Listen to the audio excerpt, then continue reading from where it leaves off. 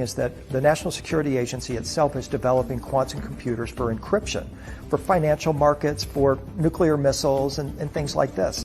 And if you have quantum computers that became sentient, they could become so powerful that their intelligence would vastly outstrip us. You are surrounded already by alien minds.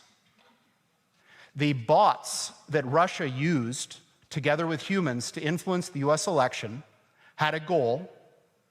They had an embodiment, all those typing fingers, and they had what I would consider to be super intelligent capabilities. So one way to think about this is imagine instead of building a machine that was superhuman at ad placement or manipulating you psychologically to vote for a certain candidate. Will they sell them to someone who plans to use them for evil and not good? That is a good question that they'll have to decide for themselves. But there's some secret people who bought these that we don't know about. Yeah. They're already here. This isn't science fiction. They're among us.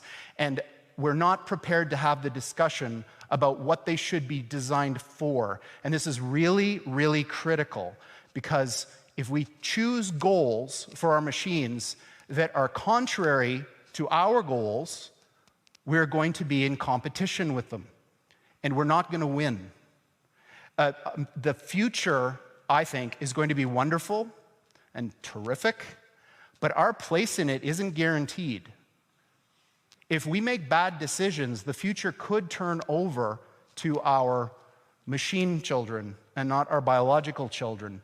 That's why I think that this idea of understanding how these things work is so important for people to understand, and I think that it's tragically misunderstood how critically important it is to get this right. They are undertaking a significant national investment in artificial intelligence and quantum computing that is dwarfing anything that the administration is proposing or suggesting.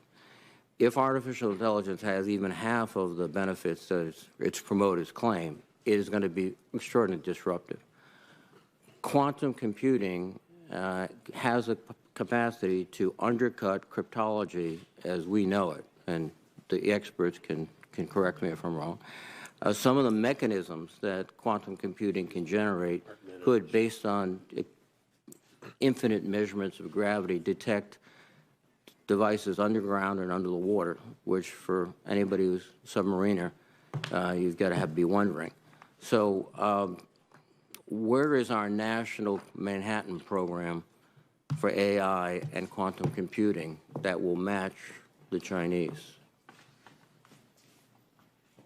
Bert, the coach, you seem to be anxious to answer that, and I'll let you do that. Well, I think there are some things that we have to talk about in classified setting here. We're treading a very narrow line here relative to discussing this in an open. You're always balancing equities.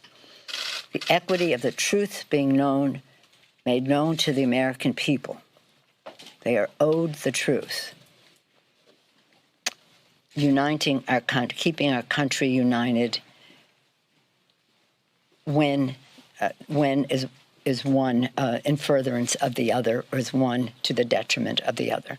That's a judgment that we have to make. A world in which the population is being totally controlled, because they have to be, because otherwise you have a restless population that, God forbid, they start thinking for themselves, which is what they're going to do if you give them the tools. So you have to dumb down the education system, you have to dumb down the food, give them awful nutrition, awful entertainment, awful news, and create basically a virtually fake society, fake world that they're living in that keeps them just happy enough to keep going into this awful dystopia that they're moving toward, and certainly dumb enough to keep moving along and accepting all of this.